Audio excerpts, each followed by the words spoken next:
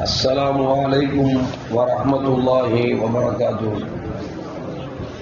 பேரன்பிற்கும் பெருமதிப்பிற்கும் உரிய பெரியோர்களே, சகோதரர்களே, எல்லாம் வல்ல அல்லாஹு ஜல்ல ஜலாலுஹு நாம் செய்யக்கூடிய எல்லா நற்காரியங்களையும் முகஸ்துதியின்றி இஹ்லாஸான முறையில் இறைவனுக்காக மட்டுமே செய்யப்பட்ட நல்வணக்கங்களில் நம் வணக்கங்களை அல்லாஹ் கபூல் செய்து கொள்வானாக. நாம் செய்யக்கூடிய வியாபாரங்களிலும் தொழில்துறைகளிலும் நஷ்டம் இல்லாத ஹலாலான முறையில் நிரம்ப லாபத்தை பெற்று அந்த லாபகரமான வாழ்க்கையை கொண்டு தம் தேவைகளையும் தேவை உடையவர்களின் தேவைகளையும் நிறைவேற்றக்கூடிய நல்ல பொருளாதாரத்தையும் உள்ள விசாலத்தையும் அல்லாஹ் நம் அனைவர்களுக்கும் வழங்கி அருள்வானாக. கஞ்சத்தனம் என்கிற தீய பண்பை விட்டு அல்லாஹ் நம்மை பாதுகாத்துக் கொள்வானாக. நம் கரங்களை என்றென்றும் கொடுக்கும் கரங்களாக அல்லாஹ் நம்மை ஆக்கி அருள்வானாக. யாசிக்கும் கரத்தை விட்டு அல்லாஹ் நம்மை பாதுகாத்துக் கொள்வானாக. நம்மை இந்த உலகத்தில் வாழ வைக்கும் காலம் எல்லாம் நோய் நொடி இன்றி ஆரோக்கியத்தோடு அல்லாஹ் நம்மை வாழச் செய்வானாக. அது ஆரோக்கியமான வாழ்க்கையை கொண்டு அல்லாஹ் ரசூலை நெருங்கக்கூடிய அனைத்து நல்லவர்களையும் புரியக்கூடிய நல்ல முத்தகீன்களின் கூட்டத்தில் அல்லாஹ் நம்மை ஆக்கி அருள்வானாக. திடீர் மரணங்களை விட்டும் தீய மரணங்களை விட்டும் நம்மையும் நம் குடும்பத்தையும் நம் சமூகத்தையும் அல்லாஹ் முழுமையான முறையில் பாதுகாத்துக் கொள்வானாக. மருத்துவமனையின் செலவினங்களை விட்டும் வேதனைகளை விட்டும் அல்லாஹ் நம்மை காத்தருள்வானாக. நம்மில் யாரெல்லாம் நோயால் பாதிக்கப்பட்டு வீடே கதி என்றும் ஆஸ்பத்திரியை கதி என்றும் அல்லல் பட்டும் அவதி என்றும் இருக்கிறார்களோ அத்தனை மக்களுக்கும் வெகு விரைவில் நோயை போக்கிவிடும் ஆரோக்கியத்தை வழங்குவதோடு அவர்களை கொண்ட குடும்பத்திற்கும் சமூகத்திற்கும் நல்ல பலன் தரக்கூடிய மக்களாக ஆக்கியருவானாக. நாம் இந்த உலகத்தில் வாழ்ந்து வருகிற நேரத்தில் லா இலாஹ இல்லல்லாஹ் முஹம்மது ரசூலுல்லாஹ் என்ற கலிமாவை முடிந்து ஜன்னத்துல் ஃபிர்தௌஸை கண்ணால் கண்டு ஆக மகிழ்ந்து சிரித்தவனமாக மரணிக்கக்கூடிய பாக்கியம் பெற்ற மக்களில் அந்த நம்மை ஆக்கி அருள்வானாக. மரணித்தும் மரணிக்காத இறைவன் கூட்டத்தில் அந்த நம்மை ஆக்கி அருள்வானாக. நாளை மறுமையில முத்து முஹம்மது ரசூலுல்லாஹி ஸல்லல்லாஹு அலைஹி வஸல்லம் அவர்களின் திருக்கரங்களால் ஹவுதுல் கௌசர் என்கிற தடாகத்தின் நீர் பருகி அன்னாரின் ஷஃபாஅத்தை பெற்று அன்னாரின் கரம் பிடித்து ஜன்னத்துல் ஃபிர்தௌஸின் உயர்ந்த சொர்க்கத்தில் அவர்களோடு அல்லாஹ் நம்மை சங்கமிக்க செய்வானாக. எல்லாவற்றுக்கும் மேலாக இறை அன்பை பெற்று இறைவனை பார்த்து பரவசமடையக்கூடிய அவருக்காவையும் ரிதாவையும் பெற்ற மக்களில் அல்லாஹ் நம்மை ஆக்கி அருள்வானாக.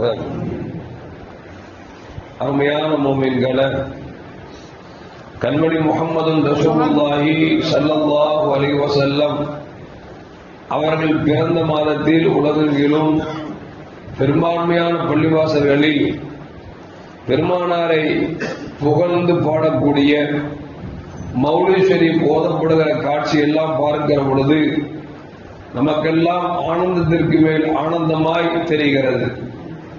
சிலருக்கு அது என்ன மௌலித் ஷரீஃப், கண்மணி நாயகம் ஸல்லல்லாஹு அலைஹி வஸல்லம் காலத்தில் இப்படி இருந்ததா, சஹாபாக்களின் காலத்தில் இப்படி இருந்ததா, வலிமாரின் காலத்தில் இப்படி இருந்ததா என்றெல்லாம் கேள்வி கேட்டு தங்கள் மனவழியை போக்கிக் கொள்கிறார்கள் என்பது மட்டும் இந்த மாற்று கருத்தும் அல்ல.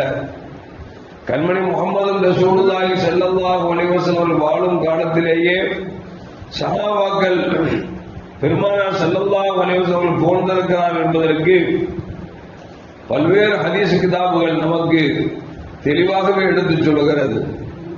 கஅபு ஸுஹைர் என்று சொல்லக்கூடிய ஒரு மனிதர் ஆரம்பத்தில் இஸ்லாத்தை கேவலமாக அசிங்கமாக கவிதை ஏற்றி பாடக்கூடிய ஒரு மனிதர் தான் கஅபு ஸுஹைர். எந்த அளவுக்கு என்று சொன்னால் இஸ்லாமியர்களுக்கும் எதிர்பார்ப்புக்கும் சண்டை வருகிறது என்று சொன்னால் எதிரணியில் இருந்து கொண்டு இஸ்லாமியர்களை கேவலமாக பாடுவார், தங்கள் அணிகளை போற்றி பாடுவார், இஸ்லாமியர்களை அவர் இகழ்ந்து பாடுவார். ஏனென்று சொன்னால் போர்படையில் இருக்கக்கூடியவர்களை உற்சாகப்படுத்துவதற்காக, எதிரிகளை கோபத்தை ஊட்டுவதற்காக இவருக்கு வேலை என்ன அப்படின்னா கவிதை பாடி தங்களை சார்ந்தவர்களை மகிழ்விக்க செய்வதும் எதிரணியை கோபிக்க செய்வதும் தான் இவருடைய வேலையாகவே இருந்தது. ஒரு கட்டத்தில் கண்மணி நாயகம் ஸல்லல்லாஹு அலைஹி வஸல்லம் அவர்கள் மதீனாவிலிருந்து மக்காவை வெற்றி கொண்ட பொழுது பெருமானார் ஸல்லல்லாஹு அலைஹி வஸல்லம் மக்காவுக்குள் உள்ளே பிரவேசிக்கிறார்கள். இந்த நேரத்தில் கஅபு ஸுஹைர் என்று சொல்லக்கூடிய இவர் மக்கா விட்டு மக்கள் நடமாட்டம் இல்லாத இடத்திற்கு ஓடி சென்று விட்டார். காரணம், பெருமானார் ஸல்லல்லாஹு அலைஹி வஸல்லம் அவர்களையும் அவர்கள் காட்டிய மார்க்கத்தையும் ஏக இறைவன் அல்லாஹ்வையும் இகழ்ந்து பாடியிருக்கிறோமே, இப்பொழுது காபா மக்கா அவர் கையில் போய்விட்டதே, நாம் சிக்கிக் கொண்டால் நம்மை கொன்று விடுவார்கள் என்று சொல்லி தெரிந்தே அந்த ஊரை விட்டு ஓடிவிட்டார். அது மட்டுமல்ல, பெருமானார் ஸல்லல்லாஹு அலைஹி வஸல்லம் அவர்களிடத்தில் புஜைர் என்று சொல்லக்கூடிய ஒரு சகோதரர் காபு இப்னு ஸுஹைர், அவருடைய தம்பி புஜைர் இப்னு ஸுஹைர். புஜைர் என்ன செய்றாங்க அப்படின்னா, பெருமானார் ஸல்லல்லாஹு அலைஹி வஸல்லம் பார்த்து நபிகள் நாயகம் ஸல்லல்லாஹு அலைஹி வஸல்லம் கரம் பிடித்து இஸ்லாத்தை ஏற்றுக்கொண்டார்கள். இந்த செய்தி ஊரை விட்டு ஓடிய அவருடைய சகோதரர் காபு இப்னு ஸுஹைருக்கு செய்தி தெரிய வருகிறது. உடனே அவர் கவிதை பாடுகிறார்.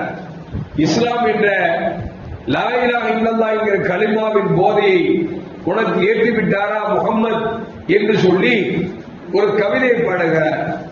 கலிமாவை ஒரு போதையை அவர் இணைத்து பேசிய பொழுது, பெருமானார் ஸல்லல்லாஹு அலைஹி வஸல்லம் பொறுத்த வரைக்கும் பழக்கம் உண்டு, தன்னை எவ்வளவு கேவலப்படுத்தினாலும் அசிங்கப்படுத்தினாலும் அவர்கள் கோபப்படவே மாட்டார்கள். ஆனால் அல்லாஹ் கோபப்படுவார்.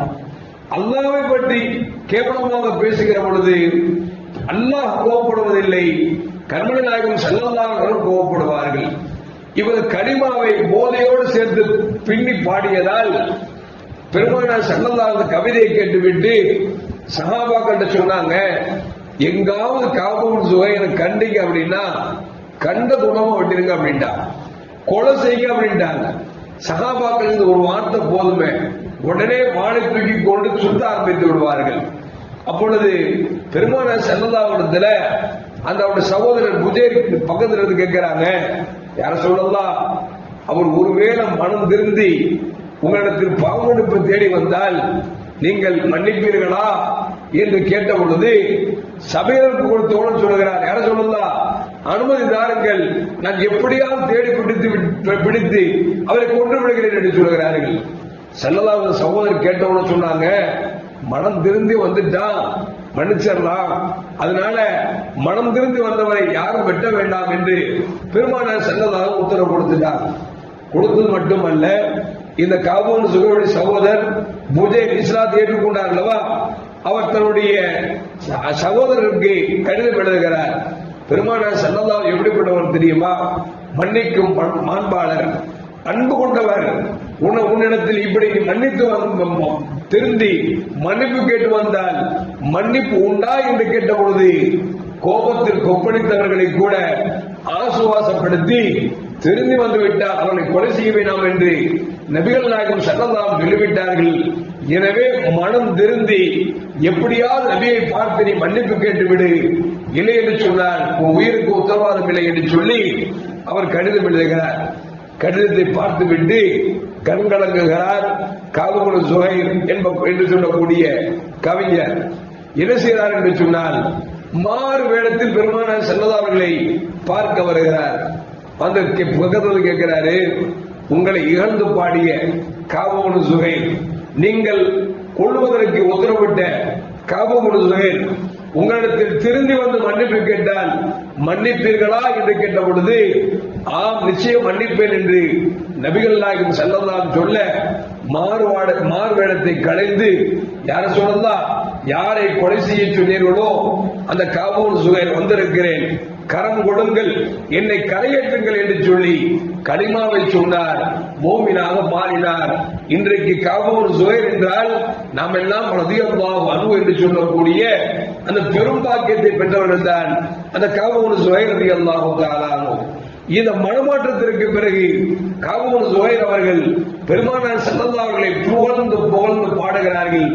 அந்த பாடலுக்கு பெயரே அவர்கள் தானசுவாத் என்று சொல்லக்கூடிய ஒரு அற்புதமான கவி நயத்தோடு ஒரு மிகப்பெரிய பாடலை பாடினார்.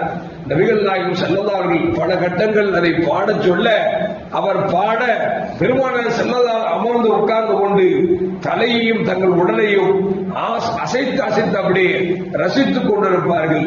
எந்த அளவுக்கு என்று சொன்னால், ஒரு கட்டத்தில் பெருமானார் ஸல்லல்லாஹு அலைஹி வஸல்லம் பூரிப்பு தாங்க முடியாமல் தங்கள் மேலில் இருக்கக்கூடிய ஒரு பொன்னாடை எடுத்து அவருக்கு பொருத்தினார்கள். அருமையான முஃமின்களே, இன்றைக்கும் கூட துருக்கியில் இருக்கக்கூடிய இஸ்தாம்புல் என்கிற தலைநகரத்திலே அந்த போர்வை இன்றைக்கும் பத்திரப்படுத்த வைக்கப்பட்டிருக்கிறது. அந்த போர்வைக்கு பேரு ஹிர்கான ஷரீப் என்று சொல்வார்கள். அப்படி 1849 அதனுடைய பெயரிலேயே ஒரு பள்ளிவாசலை கட்டி அந்த பள்ளிவாசலுக்குள் இந்த பெருமானார் ஸல்லல்லாஹு அவர்களால் போர்த்தப்பட்ட போர்வையை இன்றைக்கும் பாதுகாத்து வைத்திருக்கிறார்கள். எந்த அளவுக்கு என்று சொன்னால், ரமலான் மாதம் பிறை 15 ஆகிவிட்டது என்று சொன்னால் அந்த போர்வையை, பெருமானார் போர்த்திய போர்வையை மக்கள் எல்லாம் முத்தம் கொடுப்பதற்காக அன்றைக்கு காட்சிக்கு வைக்கப்படும். இன்றைக்கு துருக்கியில் 2 பெருநாள் அல்ல 3வது பெருநாளாக ரமலானில் பிறை 15 அன்று பெருமானார் போர்த்திய பொன்னாடியை முத்தம் கொடுப்பதற்காகவே ஒரு பெருநாளாக வைத்திருக்கிறார் என்று சொன்னால், நபியை புகழ்ந்தால் சிறுக்கு என்கிறீர்கள், நபியை புகழ்ந்தால் அது பிதஅத் என்கிறது என்று சொன்னால் என்ன ஆச்சரியமாக இருக்கிறது. பெருமானார் ஸல்லல்லாஹு அவர்களை புகழ்ந்து பாடுவது தவறா இருக்கிறது. அல்லாஹ்வை புகழ்கிறானே, பெருமானார் ஸல்லல்லாஹு அவர்களை ஒளி விளக்கு என்கிறார். பெருமானார் ஸல்லல்லாஹு அவர்களை நேர்வழி காட்டக்கூடியவர் என்று சொல்கிறான். பெருமானார் ஸல்லல்லாஹு அவர்களை நற்குணம் படுத்துவர் என்று சொல்கிறான். இந்த அல்லாஹ் எதை பாராட்டினானோ அந்த பாராட்டுதலைத்தான் இன்றைக்கு பாடசுவால் என்கிற அந்த கிதாபில் அந்த காபூல் சுஹைல் அவர்கள் வடித்திருக்கிறார்கள். அது போன்ற மேல் மக்கள் இன்றைக்கு மௌலூத் ஷரீஃபிலே நமக்கு பெருமானார் ஸல்லல்லாஹு அவர்களை அந்த சம்சுன் நீங்கள் சூரியன், அந்த பதுருன் நீங்கள் சந்திரன், அந்த நூறுன் நீங்கள் ஒளி என்றெல்லாம் நாம் பாராட்டுகிறோம் என்று சொன்னால், புகழ்கிறோம் என்று சொன்னால், நம் வாயாலா புகழ்கிறோம். அல்லாஹ் குர்ஆனில் சொன்ன வார்த்தையை கவிதையாக மேல்மக்கள் எழுதியிருக்கிறார்கள். அந்த கவிதையை பாடுவது ஹராம் என்றும் சிறுக்கென்றும் சொன்னீர்கள் என்று சொன்னால் மார்க்கத்தை நீங்கள் எப்போது விளக்கப் போகிறீர்கள் என்று நமக்கு தெரியவில்லை. எந்த அளவுக்கு அப்படின்னா, நேற்று ஒரு பையன் வர்றான், சின்ன பையன். அந்த நேரத்து உங்கள்கிட்ட 2 நிமிஷம் பேசலாமான்னு கேட்கிறான். ஏன்னா அந்த பையன் பேச மாட்டானே, வந்தா முசாமா மட்டும் செஞ்சுட்டு போவோம், பேசலாம் மாட்டான். ரொம்ப அமைதியான பையன், உங்களுக்கு எல்லாம் தெரியுங்க. அந்த பையன் 2 நிமிஷம் பேசணும் அப்படின்னா ஏதோ வீட்டுல சங்கடம் போன தெரியுது, கஷ்டப்போன தெரியுது, என்னடா சொல்லுவோம் அப்படின்னு இல்லது. அந்த கடைக்கு பக்கத்துல ஒரு அண்ணா நிற்பாரு, அவருக்கு எப்போதும் சலாம் சொல்லுவேன். நேற்று சலாம் சொன்னேன், என்னை கூப்பிட்டாரு, எங்க போயிட்டு வர்றேன் அப்படின்னாரு. நான் மௌலிது ஓதிட்டு வர்றேன் அப்படின்னாரு. சொன்னேன். அவரு கேட்டாரு, ஏன் ஓதுற அப்படின்னாரு. எங்க பெருமானார் மீது பாசம் கொண்டிருக்கிறேன், அதனால நான் மௌலிது ஓதுறேன்னு. அதெல்லாம் சிறுக்குப்பா, அதெல்லாம் செய்யக்கூடாதுப்பா, அதெல்லாம் தப்புப்பான்னு சொல்லி திருநா இந்த மாதிரி குழந்தைகளை இன்றைக்கு கெடுப்பதற்கு இருக்கிறார்கள் என்று சொன்னால் அல்லாஹ் தான் காப்பாற்றணும். அவன் எங்க வந்தான்? பள்ளிவாசல் வந்து உட்கார்ந்திருக்கான். பள்ளிவாசலுக்குள்ள வந்துட்டாவே நன்மையின் வாசல்கள் திறக்கப்படுகிறது என்று சொன்னால் பெருமானார் சொல்வார்களா, பள்ளிவாசலுக்குள் காலை எடுத்து வைக்கிற பொழுது அஸ்ஸலாத்து வஸ்ஸலாமு அலைக்கி யா ரசூலல்லாஹ், அல்லாஹ் மக்ஃபிர் லி, அல்லாஹ் மஃப்தஹ் லி அப்வாப ரஹ்மத்திக, யா அல்லாஹ் உன் அருள்வாசலை திறந்து விடு என்று சொல்லி துஆவோடு நாம் கால் எடுத்து வைக்கிறோம் என்று சொன்னால் அந்த உள்ளே கால் எடுத்து வைத்த மனிதர் ஓதினாலும் சரி, அல்லது இறைவனை தொழுதாலும் சரி, அல்லது சும்மா அமர்ந்தாலும் சரி, அவருக்கு நன்மை எழுதப்பட்டு கொண்டே இருக்கிறது என்று சொன்னால் அந்த சின்ன பிள்ளை வருகிறான், உணவோடு வருகிறான், தொழுகிறான், தொழுகை முடித்து விட்டு பெருமானாரை புகழ்ந்து பாடுகிறான். 1 மணி நேரம் புகழ்ந்து பாடுவது மட்டுமல்ல, பெருமானார் மீது குழந்தைகள் எல்லாம் சொல்லக்கூடிய சலவாத்தை கேட்கிற பொழுது நமக்கெல்லாம் பெரும் பாக்கியம் என்று நாம் நினைத்துக் கொண்டிருக்கிறோம். அந்த சின்ன பிள்ளையை கூட தெருவில் நின்று மறைத்துக் கொண்டு இது சிறுக்கி, அது பிதஅத், இது கிறுக்குன்னு சொன்ன அப்படின்னா எவ்வளவு ஒரு அபத்தமான ஒரு வார்த்தை என்பதை விளங்கிக் கொள்ள வேண்டும். இன்னும் சில பேர் என்ன அப்படின்னா, மௌலிது ஓதலாமான்னு கேட்டா மௌலிது ஓதலாங்க, ஆனா அதை விட குர்ஆன் சிறப்பு சொல்லுவாங்க பாருங்க. அவர் ஒரு ஆள் நினைச்சாருன்னா கூப்பிட்டு பையனை கூப்பிட்டு, நீ மௌலிதுக்கா போற, படத்துக்கு தானே போற, நீ மௌலிதுக்கா போற, பிஸ்கட் தருவாங்க போற, பிஸ்கட்டுக்காக போனா என்ன, பழத்துக்காக போனா உட பார்வையில படத்துக்காக வருவது போன்று தெரிகிறது. அவன் இந்த படத்துக்கு வரவில்லை, சுவனத்தில் பணத்தை புசிப்பதற்காக அவன் வந்திருக்கான் என்பதை மட்டும் யாரும் மறந்துவிடக் கூடாது. எனவே அருணாளர் மக்களை, நாம் உண்மையிலே ஒரு மனித மனிதாபிமான மனிதராக இருந்தவன் சொன்னால் என்ன காரியம் செய்யலாம். எத்தனையோ பிள்ளைங்க தெருவழிந்து கண்டதையும் பார்த்து கொண்டு கண்டதையும் கஞ்சாவும் நடித்துக் கொண்டு சண்டையிட்டு கொண்டிருக்கக்கூடிய இந்த காலத்தில் ஒரு 300 பிள்ளைங்க பள்ளிவாசல் உட்கார்ந்து அமர்ந்து நபியை புகழ்றாங்கன்னா அதை பாராட்டுறது விட்டு போட்டு இல்லையோ சும்மா இருக்கிறது போட்டு இடையில மறைச்சு இப்படி பேசுற அப்படின்னா இந்த பாவம் எல்லாம் யாருக்கு கிடைக்கும் என்பதை கொஞ்சம் யோசித்து பார்க்க வேண்டும். எல்லாம் அல்லாஹ் வஹாபி சுதனை விட்டும் அவர்கள் வலையை விட்டும் அல்லாஹ் சமூகத்தையும் சமூகத்து பிள்ளைகளையும் அல்லாஹ் பாதுகாத்துக் கொள்வானாக.